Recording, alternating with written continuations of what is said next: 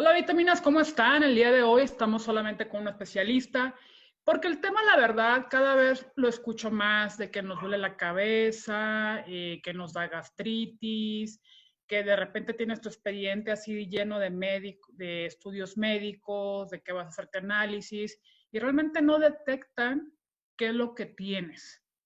Y es ahí cuando realmente tenemos que hacer una introspección, voltear y ver la segunda parte de la salud, que es la salud mental.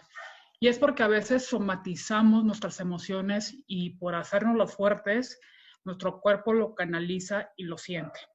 Y hoy nos acompaña Francisco Mesa, perteneciente a la Asociación Mexicana de Psiquiatría. Muchísimas gracias, Francisco, por estar nuevamente en el tiempo de hablar y pues tocar este tema que pues hoy en día creo que más que nunca estamos somatizando emociones, dado lo que estamos viviendo, por toda la incertidumbre, pues el estrés y todo eso, ¿no? Y antes de comenzar, primero me gustaría que nos explicaras qué es somatizar. Hola, Mori, muchas gracias. Gracias por invitarme.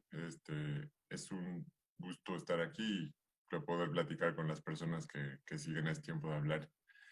Somatizar es sentir con el cuerpo, es decir, es localizar en el cuerpo una molestia emocional o una molestia que su origen estaba en una respuesta de las emociones. ¿Por qué digo estaba? Porque quizás en algún momento esa respuesta estuvo en el ámbito de las emociones y no la sentimos, no nos animamos a sentirla a profundidad, tratamos de guardarla, la escondimos, decidimos no sentirla en su completa magnitud o lo que haya sido que haya pasado con esa emoción, pero esa emoción se volvió como buena energía que es alguna parte de nuestro cuerpo y se localizó en alguna parte de nuestro cuerpo. Eso es somatizar. ¿Por qué digo energía? Porque finalmente las emociones o las respuestas emocionales son una respuesta de la energía o de la fisiología de nuestro cuerpo, que como toda energía no se crea ni se destruye, solo se transforma. Entonces, si no la pudimos expresar o no la pudimos sentir, se va a ir a alguna parte de nuestro cuerpo y se va a mostrar en nuestro cuerpo. Eso es somatizar. ¿Por qué somatizamos? Tú dale, tú dale. Porque te voy a decir casi casi como chavo, pues porque se puede, pues porque somatizamos justamente porque el cuerpo tiene una cercana conexión con toda nuestra vida emocional. Es decir, a lo largo de toda la evolución de los humanos y en general de nuestra historia como especie, una de las grandes experiencias de vida que hemos tenido es cómo nuestro cuerpo nos avisa de las situaciones que existen alrededor y cómo nuestro cuerpo se vuelve en un diccionario que permite traducir las emociones. Entonces, por ejemplo, todas las respuestas emocionales de por sí tienen respuestas en nuestro cuerpo. Por ejemplo, el miedo sirve para que tú te des cuenta de que hay algo que está en peligro, que te está poniendo en peligro y que tú te tienes que poner listo ya sea para atacar, para huir o para tratar de evadir esa situación peligrosa. Y entonces la somatización se convierte en el referente, digamos, a largo plazo de lo mismo que sucede en nuestro cuerpo. Entonces el cuerpo se queda con algunos representantes simbólicos de ese proceso. Y entonces algunos órganos se convierten en los órganos que se llaman diana o los órganos blancos. Y esos ¿Son? órganos blancos ¿Qué, perdón, qué son esos órganos? esos órganos son los espacios de nuestro cuerpo en donde se van a enfocar principalmente las emociones. Entonces, habrá algunos órganos que nuestro cuerpo privilegia o que predomina para expresar las emociones. Por ejemplo, el corazón, sintiendo taquicardia, palpitaciones, una agitación del corazón es uno de esos órganos principales. Sin embargo, el corazón no se afecta crónicamente, no se afecta a largo plazo. Y tenemos otros como el intestino, por ejemplo. El intestino a lo mejor tú dirás, ¿y eso qué tiene que ver con el miedo, con la tristeza? Quizás en un primer momento parece que nada, pero el intestino se convierte en uno de estos órganos que fácilmente a largo plazo y de forma crónica sí puede manifestarse con alguna somatización. Entonces es muy fácil y muy común que, por ejemplo, cuando una persona está somatizando empiece a estar con estreñimiento, empiece a estar con diarrea, empiece a estar con molestias físicas del intestino y entonces el intestino se convierte en ese órgano blanco en donde las emociones aterrizan. Dicho de una manera sencilla y rápida, hay momentos donde nuestros órganos responden de inmediato a la emoción, como es el corazón con el miedo, y hay momentos en donde nuestros órganos responden de manera crónica a las emociones, como por ejemplo el intestino. Y entonces el corazón a lo mejor no tiene cambios crónicos, el corazón puede seguir funcionando funcionando mal o funcionando con excesos, pero el intestino se convierte en el órgano blanco. A mí lo que me pasa mucho es que el estrés, eh, yo me doy cuenta cuando estoy estresada, cuando siento como chile aquí atrás que me está ardiendo, el ojo a veces me empieza a temblar y ya cuando de plano, por ejemplo, estoy súper estresada, me da gastritis, se me inflama muchísimo el estómago. Ando yo un genio de los mil demonios, o sea, es como, no, nadie me hable, me enfoco y quiero resolver esto y como que traigo, ya me quiero quitar este estrés de encima y me enfoco, ¿no? Pero pues a veces ni le doy importancia ni al estrés, ni a lo que estoy sintiendo, con tal de sacar lo que tengo que sacar. Justamente, es que fíjate, me estás hablando de las respuestas agudas del estrés. Es decir, el estrés es una situación que nosotros tenemos afuera, es decir, es el estímulo. El cómo respondemos al estímulo depende de cada una de nuestras habilidades. Hay personas que lidian mejor con el estrés y hay personas que les cuesta mucho trabajo toparse con una situación estresante. Y tú me estás hablando de lo que tu cuerpo específicamente, Maureen, hace cuando está estresado. Y me dices estas tres respuestas. Eso es una respuesta aguda. En el ejemplo que yo te puse inicialmente, eso es lo que el corazón hace, ¿sí? Sin embargo, si todos los días tuvieras estrés y todos los días estuvieras sometida a una misma cantidad de estrés, tu cuerpo haría un proceso de adaptación. Y entonces a lo mejor estos tres momentos, estos tres lugares de tu cuerpo que son la espalda, esta molestia particular diciendo que me arde, y llega un momento en que se me inflama el estómago y estoy teniendo como datos de gastritis, quizás no serían los que se quedarían con el estrés crónico, como yo te hablaba del intestino. Y habría a lo mejor algunos otros órganos lastimados o afectados en una forma crónica. La verdad es que estos referentes iniciales, los referentes agudos o los órganos agudos, son muy variables en cada persona.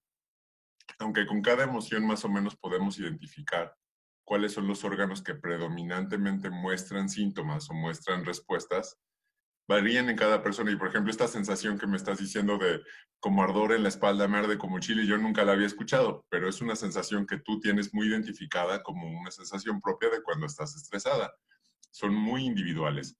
Pero los órganos crónicos, los órganos que se suelen afectar conforme van pasando el tiempo y no logramos quitarnos el estrés, sí son muy generalizables. Es decir, es muy común que muchas personas se enfermen del intestino o tengan temas intestinales cuando están muy sometidos a estrés crónico, por ejemplo. Entonces, en la somatización estamos hablando de dos momentos, como bien lo señalaste. El momento agudo, en la respuesta inicial, y los momentos de cronicidad, o cuando estamos constantemente, persistentemente manteniendo este estrés constante. Ahora, hay un tema intermedio. Tenemos una cosa que se llama el sistema inmunológico. El sistema inmunológico es ese gran ejército que se dedica a cuidarnos y a protegernos de todas las amenazas externas y toda situación que nos pueda generar algún daño. De los virus, de las bacterias, de los parásitos, de los hongos en general. O de cualquier situación que tenga que proteger a nuestro cuerpo, aunque no sea propiamente un agente biológico. Cualquier situación tenemos ese ejército listo para atacar. Pues ese ejército recibe órdenes del cerebro y ese ejército también recibe órdenes de las emociones. Y entonces cuando nuestras emociones pueden estarnos jugando alguna mala pasada o estamos sintiendo alguna situación emocional complicada, también el ejército va a actuar o el ejército va a dejar de actuar. Entonces, por ejemplo, cuando tenemos una situación muy crónica como una depresión, que es una enfermedad de las emociones, muy posiblemente nuestro ejército del sistema inmune deja de actuar con la eficacia que solía actuar y estamos muy predispuestos a infecciones, estamos muy predispuestos a que cualquier cosa te cae mal porque te infectaste de algún parásito que comiste en el puesto de tacos. Es muy común, es muy frecuente porque nuestro ejército está, digamos, con algunas bajas en el sistema inmunológico. Entonces, como ves, agudos, crónicos y un intermedio que es el sistema inmune es lo que hace la somatización en los humanos.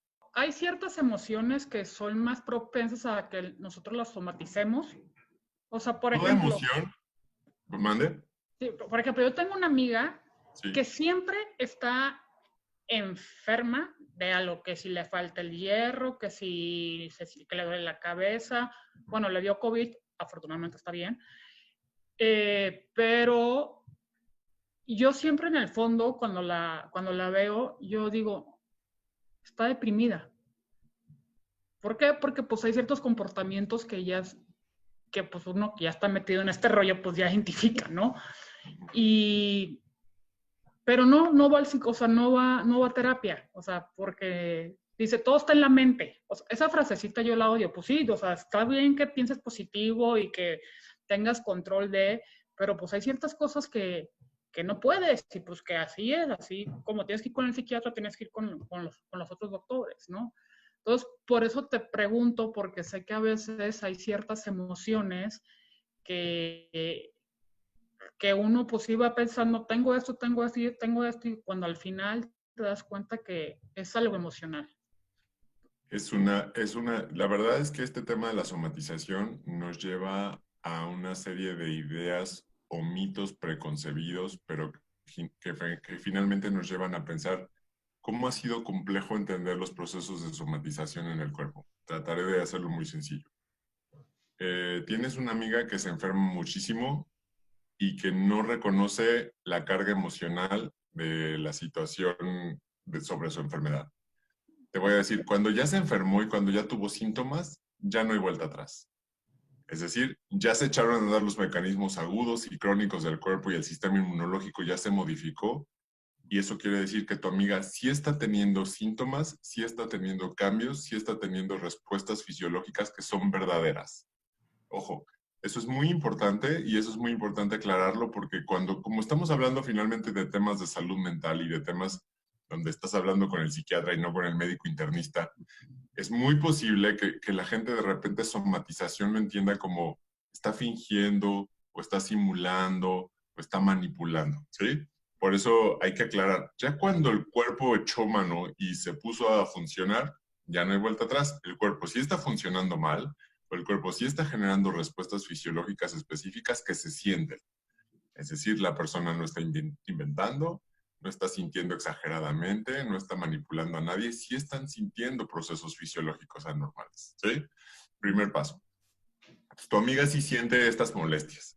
Puede ser una persona que se preocupa de más por la enfermedad, es decir, puede ser una persona que piensa de más o que fácilmente está pensando que se puede enfermar de esto, que se puede enfermar de esto, que se puede enfermar del otro. Y ahí No, hablaríamos de ¿sabes un qué es proceso. ella? Ella es muy mal paciente. Ok, Ella ella es dice, alguien que al seguir las indicaciones o al seguir los procesos terapéuticos no lo sigue. no lo sigue. Y dice, todo está Correcto. en la mente y yo puedo sola y me voy a curar sola. ¿Y sí? ¿Y sí lo No, logra? pues No. constantemente está haciéndose estudios y estudios y estudios y estudios. Es que fíjate, ahí vendría el tema de las preocupaciones, por eso un poco lo tocaba yo, es decir, el pensamiento o el proceso de pensar en la enfermedad o en pensar de que si yo estoy enfermo o de si yo me enfermaré o que qué tal que tengo o que qué tal que me pasa, es un proceso de la cognición, es un proceso de cómo pensamos las cosas y es un proceso que se llama hipocondria, Uh -huh. específicamente el proceso de pensamiento. Hay personas que tienen básicamente un pensamiento hipocondriaco todo el tiempo, y se están pensando, y no me dará, y no me pasará, y no será cáncer, y este dolor que tengo no será, ok, eso es pensamiento. El pensamiento puede generalizarnos y puede llevarnos a un estrés constante que se aterriza en el cuerpo, ¿sí? Por eso hacía yo esta diferencia inicial, porque entonces hay personas que pueden tener puros pensamientos hipocondriacos y mucho pensamiento repetitivo acerca de enfermedad y todavía no haber afectado al cuerpo. Pero hay personas que ya van afectando paulatinamente al cuerpo y ya no hay vuelta atrás. El cuerpo sí tiene cambios y eso finalmente aumenta los pensamientos, porque cada dolorcito que tienen o cada molestia que tienen se convierte en una serie de pensamientos grandes. Tú me preguntabas, ¿las emociones se manifiestan específicamente o hay alguna emoción que aumente cierto espacio emocional? La verdad es que las emociones tienen muy claro las respuestas fisiológicas en el cuerpo. Por ejemplo, el miedo nos prepara, te decía yo, para atacar o para huir. Entonces, el miedo tiene una respuesta fisiológica con taquicardia, palpitaciones, boca seca, una sensación de opresión torácica, esta falta de aire, el no poder respirar bien. La tristeza tiene otras manifestaciones. Por ejemplo, la tristeza generalmente las personas se refieren que tienen como una congoja, como algo atorado en el cuello, como algo en la parte de donde está el plexo solar, como en el abdomen o en el tórax, pero no en los dos, o sea, lo logran identificar como una sensación de no sentir no falta de aire, pero sí como un aire incompleto o como sed de aire en algunos momentos. Varía la manifestación. Pero en general podemos decir, las personas tristes no sienten taquicardia y palpitaciones. Las personas tristes más bien se sienten apesadumbradas con la congoja, con el no poder hablar. Las personas enojadas, por ejemplo, con enojo, con mucha ira, generalmente las manifestaciones van hacia los músculos. Cuando estamos enojados tenemos mucha tensión muscular, apretamos como la mandíbula para no decir no y para no decir algo que se te vaya a salir y que estás teniendo esta como contención de tratar de no decirlo. Tu espalda se tensa, tus músculos de la espalda están muy contracturados, que no es lo mismo cuando tenemos miedo. Si bien cuando tienes miedo puedes estar con esta respuesta del corazón acelerado, pero a lo mejor te contraes porque tienes mucha angustia de algo que te vaya a pasar, pero no es el mismo contracción del enojo, que es un enojo como digo, que es una contracción de fuerza. Si ves, son distintas. Entonces, no es que una emoción tenga predominantemente acción sobre un órgano, no, es que las emociones ocupan a los órganos como ellas tienen que funcionar. ¿Para qué estamos con los músculos crispados cuando estamos enojados?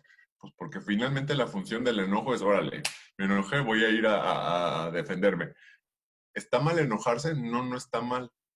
Es correcto enojarse, pero hay que saber cómo enojarse, en qué momento enojarse, con qué magnitud mostrar el enojo, que eso es lo que se llama la inteligencia emocional. Es decir, tenemos que ir educando nuestras emociones para mostrarse en los momentos correctos, en la intensidad correcta, de la forma correcta, con la persona correcta. Y eso va entonces involucrado con el educar un poquito a nuestro cuerpo y por lo tanto educar un poquito a nuestros órganos. Entonces, cuando vamos adquiriendo mayor inteligencia emocional, también nuestra salud empieza a tomar mayor forma o a no tener cuando menos esos factores somatizadores o esos factores de somatización que sí podemos tener en nuestros momentos.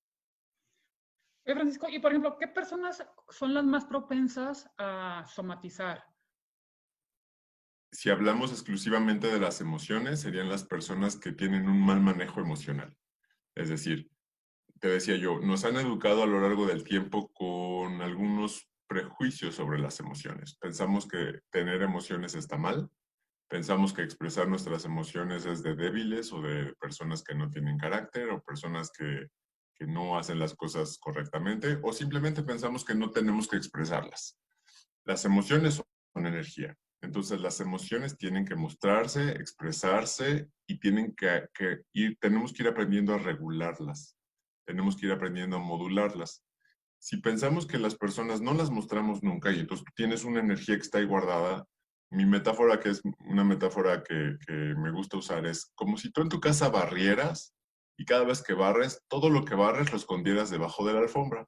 Entonces estás escondiendo las cosas debajo de la alfombra, debajo de la alfombra, debajo de la alfombra. ¿Qué crees que va a pasar dentro de 3 semanas que sigas barriendo y escondiendo las cosas debajo de la alfombra o un mes o 2 meses? La alfombra va a estar llena de mugre, ¿no? Y va a haber un cúmulo de mugre gigantesco debajo de la alfombra y se va a desbordar. No va a caber la mugre debajo de la alfombra. Pues finalmente, si tú sigues guardando una emoción y no mostrándola, y no mostrándola, y no mostrándola, se va a desbordar. Llegará un momento en que va a buscar una salida alterna. Y esa salida alterna generalmente es la parte de la fisiología de los nervios del cuerpo que llega a los nervios, que llega a los órganos del cuerpo y genera un cambio en cómo está funcionando el órgano. Pues cuando me dices, ¿qué personas son las más propensas a mostrar esto? Pues quienes no tienen un buen manejo de sus emociones tienden más a somatizar. O quienes, por ejemplo, sus procesos de pensamiento no les logran dar un orden o no les logran dar una salida también correcta o adecuada. ¿Qué pasa cuando todas las personas que no somos hipocondríacos decimos, ¿y este dolor que tengo no será cáncer? Generalmente podemos reducir esa creencia o ese pensamiento como algo irracional y decimos, hombre, pero si no te está pasando nada más, no estás bajando de peso, no estás teniendo cambios en alguna otra función, nada más tienes un dolor. Es decir, logramos limitar el pensamiento, logramos contenerlo y logramos quitarlo. Tenemos un pensamiento flexible. Entonces, las personas que tienen pensamientos rígidos, persistentes acerca de enfermedad pueden somatizar. Las personas que no manejan bien sus emociones pueden somatizar. O quienes no identifican los factores estresantes y que no les dan una salida también adecuada. Piensa que los factores estresantes están latentes siempre en nuestra vida. Cada persona tiene distintas habilidades y distintas fortalezas para lidiar con el estrés. Y a veces los factores estresantes se van sumando, como ahora en la pandemia o en la cuarentena, Y esos factores estresantes tan grandes y tan sumados no los puedes contener con tus habilidades o tus fortalezas adecuadas o normales.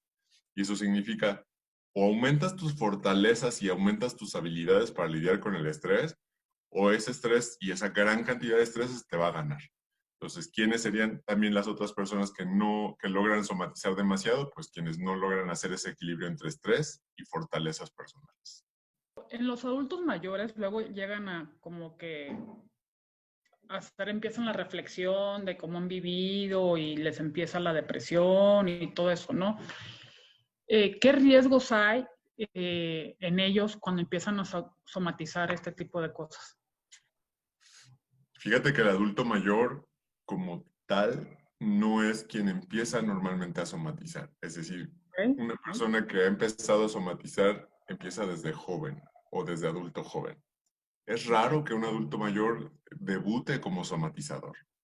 A veces lo que sucede con los adultos mayores sí es que más bien están deprimidos. Y entonces al estar deprimidos o al estar muy ansiosos, por ejemplo, una de las cosas interesantes que pasa es que su atención y su concentración se disminuye, pero su atención se enfoca mucho hacia los procesos del cuerpo. Entonces, lo que le nombramos somatizar es que le está poniendo de más atención a sus procesos del cuerpo. Y entonces le está poniendo como mucha atención a la falta de energía o algún dolor. O, por ejemplo, pueden tener sí otras enfermedades comórbidas o conjuntas, como por ejemplo diabetes, hipertensión o los procesos crónicos del adulto mayor que pueden acompañarlo. Y entonces se siente muy mal de muchas otras cosas y no logra darle una salida a la información de ese malestar. Entonces pareciera que el adulto mayor está como contándote muchos males físicos, pero en realidad es que esos males físicos pues sí son, o sea, muchos sí son, pero con la depresión le está poniendo demasiada atención, le está poniendo demasiado tiempo a ese proceso de enfermedad, porque no está motivado para hacer otras cosas, o porque no está interesado en salir, o porque no está interesado en platicar con sus nietos o sus hijos como antes lo estaba. Entonces, el único tema o el sesgo de la atención del adulto mayor se vuelve el cuerpo y las molestias físicas. Si ves, eso no cumple la definición de somatizar, porque No. entonces somatizar sería, yo tengo una emoción que se vuelve una respuesta del cuerpo. Y en este caso estamos hablando de el sesgo de la atención hace que yo le ponga demasiada atención a las respuestas del cuerpo. Es Okay. discretamente distinto, pero es importante señalarlo porque todas las personas con depresión tienen un sesgo atencional hacia las molestias del cuerpo. Es decir, como tu amiga, si tu amiga solamente cumpliera el criterio de estar deprimida, como lo has observado tú, es muy posible que lo que sí pasa es que le está poniendo mucha atención a cualquier cosita que le pase, a cualquier molestia, y eso la pone a estar pensando, no será esto, no será esto, no será esto, y entonces viene ese fenómeno de hipocondria. Como ves, todos están conectados, pero si hacemos una clínica fina, es decir, si disecamos con mucha finura cada una de las situaciones, en realidad son distintas. La depresión sí hace que las personas estén más sensibles, que estén como más vulnerables o con mayor umbral al dolor, menor umbral al dolor, por ejemplo, y entonces alguien que aguantaba un dolor de panza de esos fuertes y no se quejaba, si está deprimido, de repente un dolorcito pequeño ya se está quejando. Eso no es somatizar, eso es una disminución al umbral del dolor que tienen las personas deprimidas, por ejemplo. Okay. Eh, y entonces las personas deprimidas, por ejemplo, como consecuencia también suelen estar tan atentas a los fenómenos de su cuerpo que muchas veces van a consulta por todo. O sea, llegan a consulta porque, doctor, fíjese que ahora me duele esto, fíjese que ahora vomité, fíjese que ahora tengo mucha tos, fíjese que ahora tengo flema. Y las revisa el doctor y entonces le dice, pues no tienen nada. Sí tiene, lo que tiene se llama depresión. Lo que tiene es un síndrome emocional con un montón de respuestas muy claras en el cuerpo, pero además muy claras en las emociones y muy claras en los pensamientos. Y esa depresión hace que su atención esté focalizada en su cuerpo y todo el día estés volteando a ver a tu cuerpo y cualquier molestia de tu cuerpo la sientas muchísimo. ¿Sí? Insisto, eso no es somatizar, eso es un fenómeno natural de las personas con depresión. Okay. Y a veces me pongo a pensar, por ejemplo, ahorita que estamos encerrados, hay, desgraciadamente hay familiares que tienen un ambiente tóxico, ¿no? Y hay niños, y pues a los niños les toca ver todo. Y cómo lo somatizan los niños, o sea, porque pues pues obviamente lo sienten, pero pues creo que la manera de comunicarse de ellos pues apenas están en el camino de forjarse e ir creciendo y aprender un poco de la inteligencia emocional. Y si no la tienen en su casa, pues ya cuando estén grandes ellos van a decir, no, ese camino. Pero en el Inter, que están viviendo eso, cómo lo somatizan y pues cómo tú lo puedes detectar también como padre de familia que algo está pasando con tu hijo. Fíjate que en este caso sí tenemos que decir muchas veces, la antena somatizadora son los niños. Es decir, yo te decía, los adultos mayores no, porque generalmente, si fue desde joven y adulto alguien somatizador, va a ser un señor adulto viejito somatizador. No hay de otra. No es que empezó a somatizar a los 65 años, ¿no? Sino que o está deprimido o le pasó alguna otra cosa. Pero los niños sí son antenas somatizadoras. Es decir, los pediatras tienen que tener este ojo muy agudo para identificar la dinámica familiar, porque muchas veces se topan cuadros francos de enfermedades complejas, como por ejemplo lupus o como por ejemplo estos cuadros autoinmunes de los niños que están bien identificados y que todo el cuerpo del niño está generando una respuesta normal y observan una dinámica media particular o media peculiar de la situación familiar. Los niños se convierten en los receptores principales y como no tienen esa inteligencia emocional todavía tan ampliamente desarrollada y obviamente tan ejercitada, y seguramente si se enojan, no saben si está bien enojarse con su papá o no saben si está bien enojarse con su mamá o no lo pueden expresar o se lo tienen que callar o cuando lo dicen, me enoja que mi papá tal cosa, en la casa le dicen, no te puedes enojar con tu papá, no te enojes con tu papá, pues la emoción se queda. Y finalmente entonces el cuerpo empieza a tener cambios agudos, cambios con su sistema inmunológico y cambios crónicos en los niños. Y bueno, no es que el pediatra tenga que indicar una terapia familiar para que se le quite el lupus, por ejemplo, pero el pediatra muy listo y muy hábil en las situaciones de la salud mental tendrá que decir, voy a darle el tratamiento para la enfermedad que se ha generado, que se ha ocasionado, pero esta enfermedad es psicosomática. Es decir, esta enfermedad tiene una gran carga, un gran componente emocional o secundario a las situaciones interaccionales, vinculares, interpersonales que están teniendo en la familia, por ejemplo. Eh, Toda la medicina tiene enfermedades psicosomáticas, toda la medicina tiene enfermedades donde la carga emocional es muy notable y es muy contundente, pero no es necesariamente lo único que hay que corregir para corregir la enfermedad. Por ejemplo, la dermatología tiene muchas enfermedades psicosomáticas, ¿no? Muchas enfermedades que lo emocional está intenso, pero el dermatólogo no te dice nada más, ve al psiquiatra o ve al psicólogo, ve a terapia. El dermatólogo trata la lesión o trata la situación de la piel que se ha lastimado, porque insisto, cuando el cuerpo ya se ha hecho a andar, ya no hay vuelta atrás. Tratas esa parte, pero también tendríamos que recomendar esa parte de la salud mental. Ahí es donde todos los clínicos y todos los colegas especialistas de otras áreas tienen que mantener esa sensibilidad y sobre todo esa posibilidad de diagnosticar, pero más que eso, de prescribir salud mental. Es decir, yo no sé atender esto, pero yo creo que en esto que está sucediendo está pasando algo que genera que esta enfermedad que yo trato esté un poco más intensa. Para mejorar esta parte que está más intensa, yo te recomiendo que vayas con alguien que trate esto y además que podamos ser alguien con el que tenemos muy buena comunicación y que me diga, oye, van así, están haciendo esto, está pasando esto, para que yo pueda ir monitorizando al mismo tiempo cómo va esta enfermedad. Por eso se vuelve muy complejo lo psicosomático, porque yo como psiquiatra o alguien que trabaja solamente en el campo psicológico, evidentemente no va a tratar lo psicosomático de una enfermedad como el lupus, ¿no? O sea, no solamente yo trataré lo mío y trataré lo interpersonal, lo vincular, pero lo psicosomático, que es la parte donde el cuerpo se metió, sí se lo tengo que pedir a un colega que se encargue solamente de esta parte. Yo no puedo darle los esteroides, yo no puedo darle el inmunomodulador o el inmunosupresor, tienen que darlo. Imagínate que un psiquiatra dijera, no, no vaya, que no le den el medicamento para el lupus, pues sería una cosa muy compleja, ¿no? Y muy difícil y posiblemente podríamos poner en riesgo al paciente. Es igual de riesgo que si algún colega especialista de cualquier enfermedad psicosomática dijera, no, no se atiende esa parte de salud mental. Igualito de riesgo. Hay que atender ambas, ahí tienen que estar combinadas. Hay un área de la medicina y es un área específica de la psiquiatría que es la psiquiatría de enlace. La ¿Okay? psiquiatría de enlace en otros países se llama medicina psicosomática.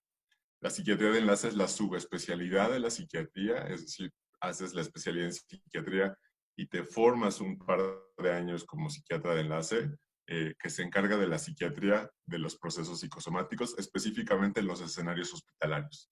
Es decir, es al psiquiatra de enlace al que consultan cuando le hablan y le dicen, doctor, hay un paciente hospitalizado en tal piso que necesita interconsulta con el psiquiatra porque pensamos que es un fenómeno psicosomático. Esa es la psiquiatría de enlace. O sea que en conclusión lo que me estás diciendo aquí es que el cuerpo y la mente es uno, ¿no? A final de cuentas, hoy más que nunca tenemos que tener bien claro eso, que no por algo cada uno se especializa en la rama que ustedes son apasionados.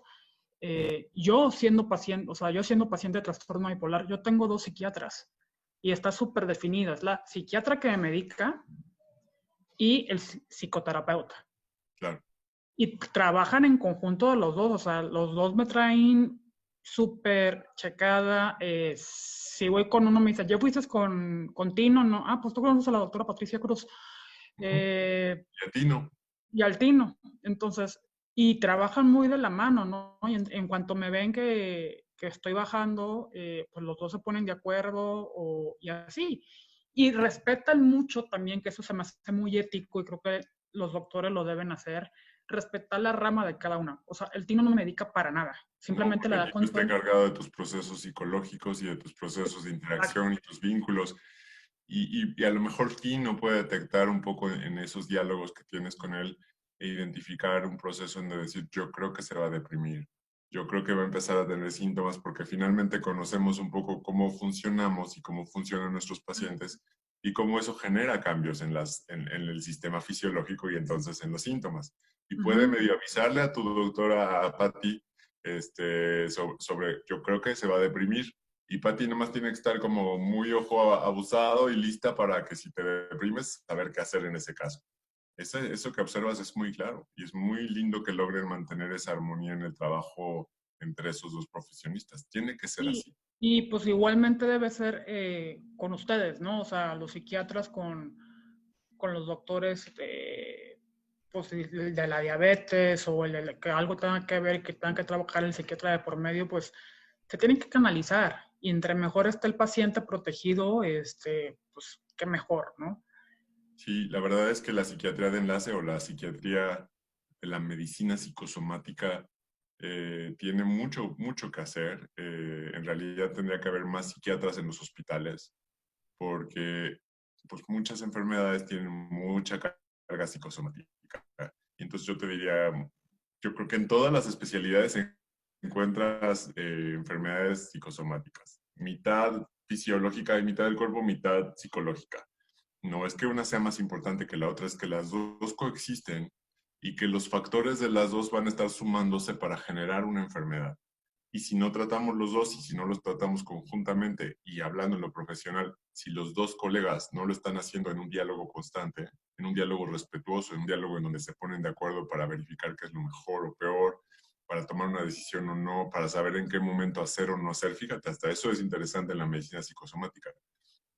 Si yo voy a indicar un tratamiento severo, yo como especialista de cualquier otra área, lo tengo que comunicar al psiquiatra porque finalmente él es el que va a estar contendiendo las situaciones emocionales del paciente.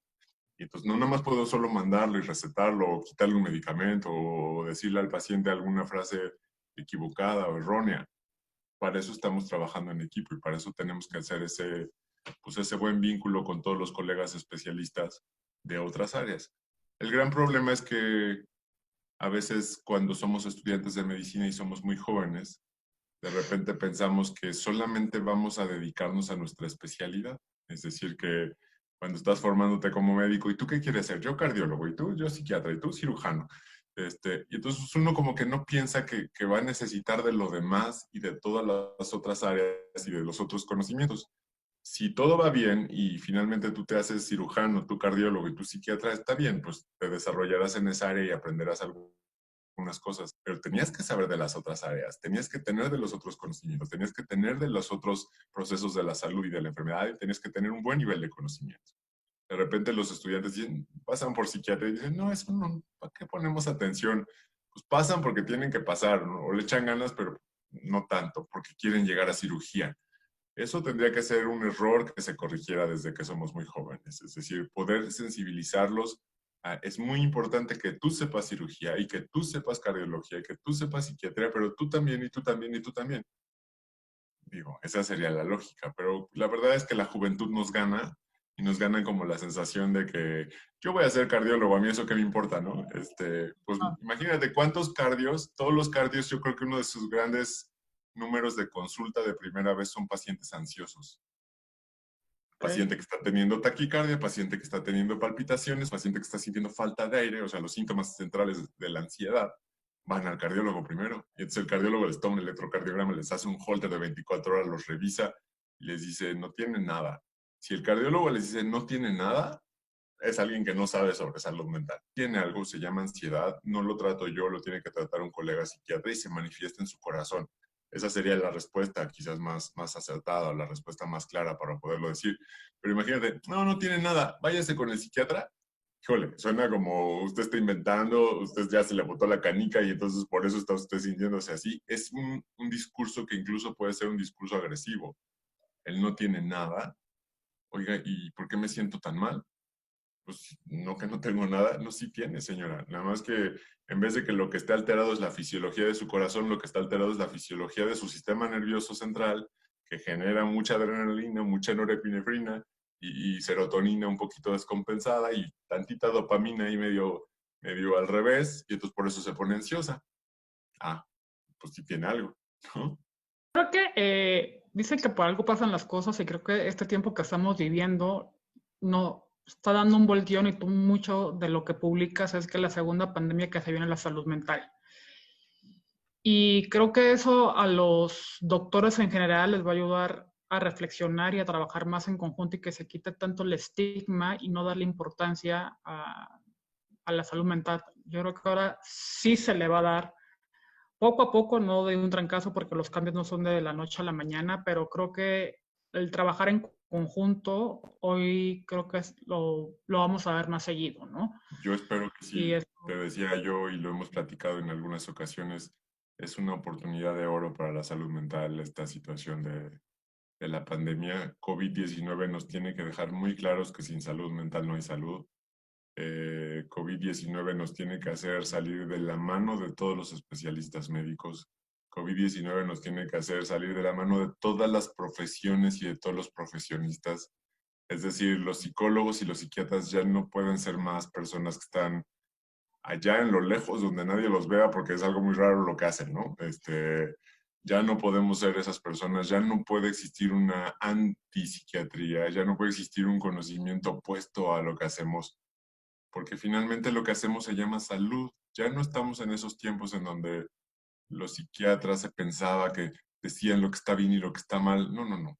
Nos dedicamos a ver personas que padecen de su salud y nos dedicamos a prevenir y nos dedicamos a promover la salud y nos dedicamos a intervenir oportunamente antes de que se haga más complicado. A eso nos dedicamos, igual que todos los médicos.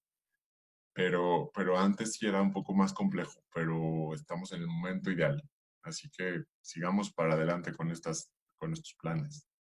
y ahorita que estás diciendo eso, te quiero preguntar, ¿cómo se puede dejar de somatizar los problemas o las emociones?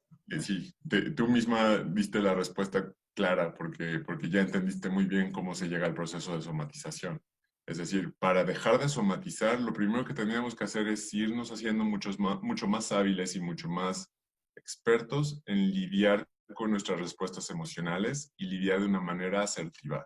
Es decir, con el suficiente nivel de inteligencia emocional que no llega al cuerpo. Finalmente el cuerpo tendrá sus propios procesos de enfermedad, sus propios procesos de deterioro por el crecimiento y el envejecimiento, tendrá sus propios procesos de enfermedad porque de repente el sistema inmunológico no logró contener una infección o no logró contener una situación de riesgo, o por situaciones crónico-degenerativas como la diabetes, como la hipertensión, que también son psicosomáticas, pero vamos a decir que son crónicas, como el cáncer. El cuerpo tiene para trabajar suficiente sin que le pongamos los factores emocionales. Entonces, lo que sí tendríamos que hacer es aprender a modular nuestras emociones, aprender a expresarlas de manera adecuada. Expresarlas de manera adecuada es expresarlas en el lugar correcto, en la intensidad correcta, con la persona correcta. Eh, no expresarlas a destiempos, no expresarlas en momentos que no son correctos, con intensidades que no son las pertinentes. Y con pertinentes, ojo, no estoy diciendo que esté bien enojarse mucho o que esté mal enojarse mucho, ¿no? Hay veces que está muy bien enojarse mucho y a veces es muy necesario enojarse mucho, pero tenemos que identificar en cuál situación es pertinente hacerlo, en cuál situación es apropiado hacerlo, y con las personas correctas. Y sobre todo eso nos permitirá hacernos más hábiles en identificar cuándo ya nuestras emociones están lastimando a nuestro cuerpo y se está convirtiendo en un proceso que si no intervenimos oportunamente no va a haber marcha atrás. Eso es el punto central. Tenemos que hacernos muy hábiles en identificar que esto ya está llegando a ese extremo en donde ya se me está yendo energía para el cuerpo, ¿eh? Y ya está llegando hacia el cuerpo esta energía que yo tendría que estar sacando, mostrando, dándole forma en otro lado antes de que afecte el cuerpo. La verdad es que para mí me parece muy sencillo decirlo y quizás me parece un poquito complejo explicarlo. Y entiendo que para las personas les parece a veces hasta inentendible identificar el paso entre la emoción y la respuesta del cuerpo. Es muy complejo, pero existe. Y de verdad que conforme nos vamos haciendo más hábiles en nuestras emociones, también sabemos que nuestro cuerpo puede tener cierto grado de control sobre las respuestas fisiológicas. Evidentemente, insisto, el cuerpo tiene ya sus propias chambitas y sus propias tareas que está ocupado, ¿no? No tenemos por qué estarlo cargando con otras cosas.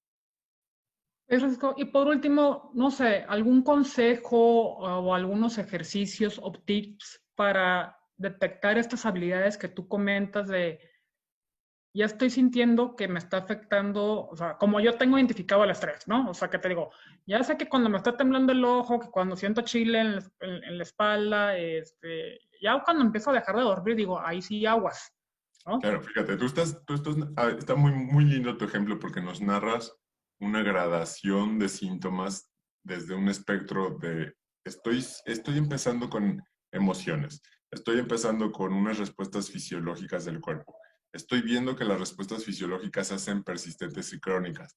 Ahí es cuando ya estás teniendo insomnio y ya Ujú. identificaste y lograste identificar que cuando ya llegas al insomnio, aguas, porque además de que tu cuerpo empieza a tener respuestas persistentes como no dormir, tu mente y tu sistema de pensamientos, de emociones y de conducta puede tener un viraje a la manía o un cuadro depresivo franco. Entonces tú ya Ujú. identificaste muy bien cómo ese es el camino que tu cuerpo lleva. Y esa sería la recomendación central. Todos tenemos que aprender a conocernos. Nosotros, los médicos, no somos los expertos, somos los expertos en el conocimiento de la enfermedad. Los expertos en la enfermedad son los pacientes. Ojo, es una diferencia importante. La experta en tu padecimiento, Maureen, eres tú. Finalmente, Pino y Patty te acompañan en ese proceso de aprendizaje y te acompañan en ese proceso de conocimiento personal, pero la que sabe más de tu enfermedad eres tú. Y la única que puede saber cuándo va pasando esa gradación de ya me está ardiendo la espalda, allá no estoy durmiendo, allá estoy tan deprimida que estoy pensando en pensamientos catastróficos todo el tiempo, eres tú. Y quien tiene que hacerse muy responsable e ir identificando esos cambios y esos pasos, eres Ahí tú. Y cuando tenga estos pasos, hablarle a tu médico y decirle, oye, Pati, fíjate que ya estoy no durmiendo, ¿no? Entonces ya Pati tomará la decisión de qué hacer. Ese es el consejo central. Asumirnos como los expertos de nuestras enfermedades y asumirnos como los expertos que queremos establecer un diálogo continuo y de crecimiento con nuestros médicos, con quienes tenemos que hacer una alianza y con quienes tenemos que hacer una unión de trabajo para que entonces los resultados se reflejen en mi bienestar, en mi salud, en mi intervención temprana en la enfermedad, no en cuando ya no hay vuelta atrás, no cuando los procesos son muy difíciles de regresar, ¿no? Sino en los puntos donde los identificas a tiempo. Yo tenía un paciente que me decía maravillosamente su esposa, porque era quien lo identificaba, ya está arreglando las corbatas, ya se va a poner mal. O sea, ya sabía que cuando él se ponía a arreglar las corbatas de cierta manera específica es que ya se iba a poner mal. Y aprendió muy bien, la verdad es que era un aprendizaje muy cierto. Si no nos hacemos expertos y si los médicos, ojo, porque eso va quizás para todos los especialistas que de repente no dejan que el paciente sea el experto y que no lo dejan que nos nombre y nos narre cómo es el proceso de enfermedad. si los médicos no abrimos ese oído y no abrimos esa escucha y no nos sensibilizamos a que quien sabe muy bien cuando está mal eres tú, quien sabe muy bien cuando ya algo no está como siempre eres tú, si nosotros los médicos no somos sensibles y empáticos con ese conocimiento, nos perdemos un montón de información. O sea, si yo te borro y te digo, no, no, no, señora, así no es, fíjese que, no, no, esto no, así no va. ¿Cómo? ¿No siente ese dolor? Todos los pacientes lo sienten. Pues yo no. O sea, cada persona es distinta. Dice este aforismo, este axioma de la medicina, no hay enfermedades sino enfermos. O sea, no podemos generalizar la información. Cada uno de nosotros como enfermos es distinto y mostrará distintos síntomas y cada uno es el experto en su enfermedad. Y cada uno sabrá decir, a mí con esta enfermedad que se llama gastritis, a mí ni me arde el estómago nunca, pero tengo un reflujo y tengo unos vómitos increíbles, pero nunca me arde. Y no habrá nadie que le pueda decir, ¿cómo? ¿No le arde? Entonces no es gastritis. Ah, entonces es otro diagnóstico. Posiblemente sí sea un diagnóstico distinto.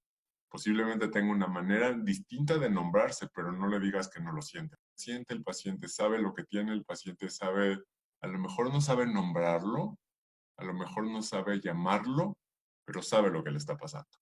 Pues vitaminas, siempre hablar con Francisco me gusta porque es como que ir a clases y aprendo cada día más sobre diferentes temas y muchísimas gracias Paco por estar en este tiempo de hablar. Y recuerden que un buen paciente es el que previene lo que le está pasando y levanta la mano antes de que se sienta ya súper mal. Ir al doctor no es cuando ya te estás muriendo o que ya te estás que no puedes contigo. Es cuando apenas estás viendo las señales y es mejor ir a prevenir con ellos y tomar en cuenta a tiempo lo que te está pasando. El tema de hoy, lo que me queda por último que decir es que el cuerpo habla cuando la mente calla. Y créanme que a mí me quedó muy claro hace 13 años. Tarde o temprano, el cuerpo saca lo que traes. Y recuerden que vayan a terapia.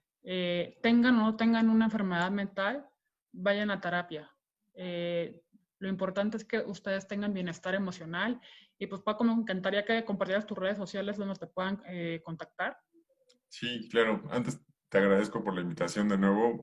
Parece que doy clases porque en realidad es que creo que tenemos mucho que enseñar y mucho que aprender sobre la salud mental y todos lo tenemos que hacer. Mi correo es dr.franciscomesa con s, @hotmail.com. En el Facebook me llamo Francisco Javier. Mi teléfono es 55 37 36 42 56. Si me van a marcar, mándenme un WhatsApp antes porque no conozco números no contesto números que no conozco, entonces mándenme un WhatsApp y con todo gusto lo contesto. Y una última cosa, la verdad es que esa frase de cuando el cuerpo habla es porque la mente calla es cierto, pero yo te diría, me encantará llegar al momento en donde una persona se pare en mi consulta y me diga, vengo a que me haga un chequeo, doctor. Vengo a que platiquemos y me diga cómo está mi salud mental, porque ese va a ser el momento en que digamos, uff, la misión que teníamos sobre pensar que la salud mental es un proceso normal, natural, que tiene que existir siempre, se habrá cumplido. Cuando lleguemos a hacernos un chequeo de la salud mental, no porque estamos sintiendo malestares o no porque tenemos enfermedad. Y también, pues, es tiempo de hablar de salud mental y es tiempo de hablar de empatía. Estamos in touch.